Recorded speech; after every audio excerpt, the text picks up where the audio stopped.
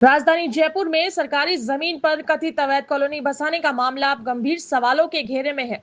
आरोप सिर्फ सरकारी जमीन पर कब्जे के नहीं बल्कि जयपुर विकास प्राधिकरण के कुछ अधिकारियों और भूमाफियाओं के कथित सांठगांठ के भी लगाए जा रहे हैं। सबसे बड़ा सवाल यह है कि मुख्यमंत्री भजनलाल शर्मा, उप मुख्यमंत्री दिया कुमारी और जेडीसी तक शिकायतें पहुंचने के बावजूद आखिर कार्रवाई क्यों नहीं हुई। देखिए हमारी विशेष रिपोर्ट।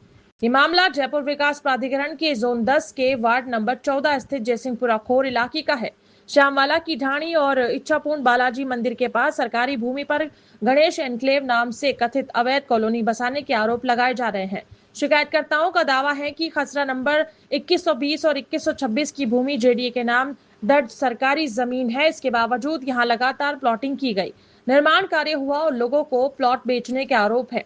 स्थानीय लोगों का कहना है कि उन्होंने मुख्यमंत्री कार्यालय, मुख्यमंत्री हेल्पलाइन 181, जेडीसी और जेडीए के अधिकारियों को कई बार लिखित शिकायतें दी, रजिस्टर्ड डाक से दस्तावेज भेजे गए, व्यक्तिगत मुलाकातें भी हुई, लेकिन कथित अवैध गतिविधियां नहीं रुकी।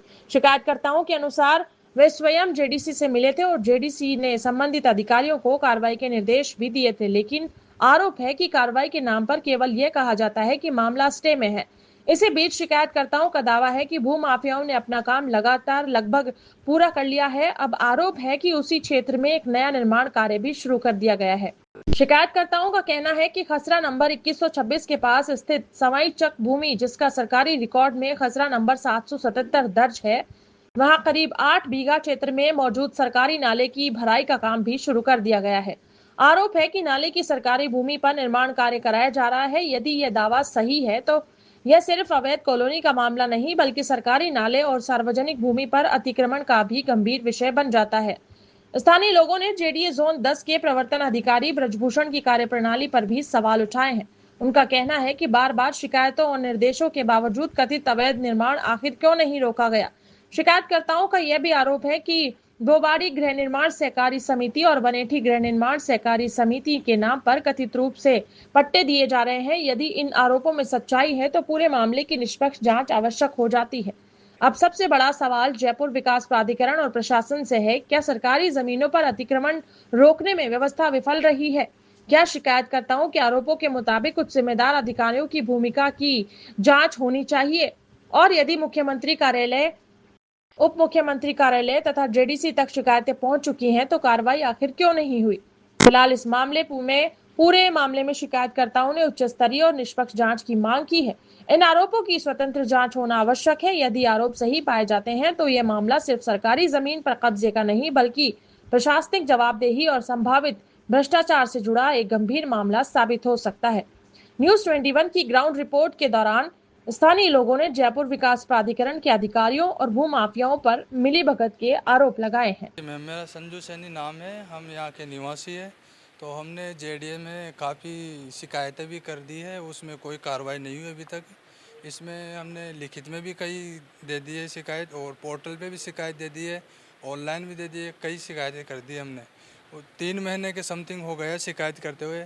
सीएम हाउस में भी शिकायत दे दी और जेडी में भी दे दी, प्रवर्तन अधिकारी को भी दे दी, जोन उसमें जोन आयुक्त को भी हमने दे दिए और जेडीसी को भी दे चुके हैं।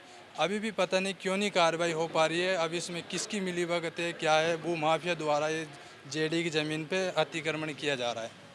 तो जैसा कि आप देख रहे हैं, ये मामला अतिक्रमण का है, जेडीए की जमीन पर अवैध कॉलोनी काटने का है। ग्रामीण लगातार इसका विरोध कर रहे हैं लेकिन प्रशासन सुन नहीं रहा है। जी, आप क्या कहना चाहेंगे?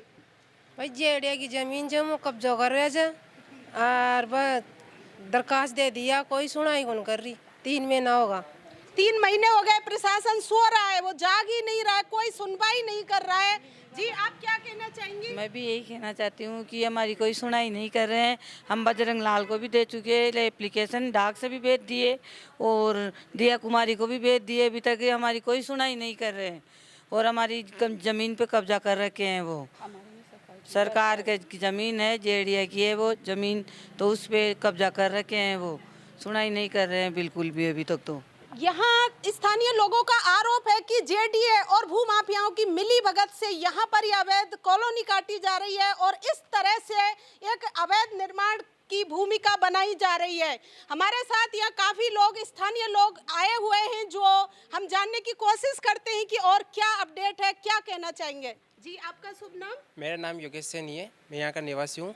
मेरे को जेडीए की समथिंग ब्यूरो कार्रवाई करनी चाहिए, लेकिन ये जेडीए मिली भगत है, भूमाफिया द्वारा मिली भगत है, लेकिन इन्होंने अभी तक कोई कार्रवाई नहीं की है। यानी कि गणेश एंक्लेव कॉलोनी बसाने के आरोप में यह जेडीए ने अभी तक कोई कार्रवाई नहीं की है। लेकिन इसके तहत जो ये सरकारी ज़मीन है वो सरकारी ज़मीन होते हुए भी यानी कि सरकार ने अभी तक कोई अब केस फैसला नहीं किया, लेकिन कुछ भी कार्रवाई नहीं हो रही है। इसके अंतर्गत मैं ये कहना चाहता हूँ।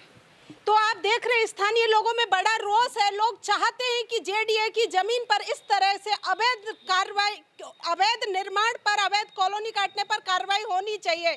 आरोप सीधे सीधे जेडीए पर लग रहे हैं और जेडीए के अधिकारी कुंभकर्ण की नींद सो रहे हैं। कोई स्थानीय लेवल पर यहाँ आके जमीनी हकीकत देखने के लिए भी मौजूद नहीं है।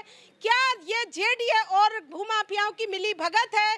क्या इसमें और भी अधिकारी मिली भगत में शामिल हो सकते हैं? क्या ये कितना बड़ा नेक्सस है? किस तरह से ये हो पा रहा है? जेडीए की नगर निगम की नाक के नीचे इस तरह से अवैध कॉलोनी कट जाना एक बहुत बड़ी बात है। जयपुर जैसे शहर में, जो शहर अपनी हेरिटेज के लिए जाना जाता है, पर्यटन के लिए जाना जाता है, कल को जब यहाँ कोई हादसे होंगे तो कौन जिम्मेदार होगा? और लगातार अपडेट देने के लिए मैं आपके साथ बनी हुई हूँ।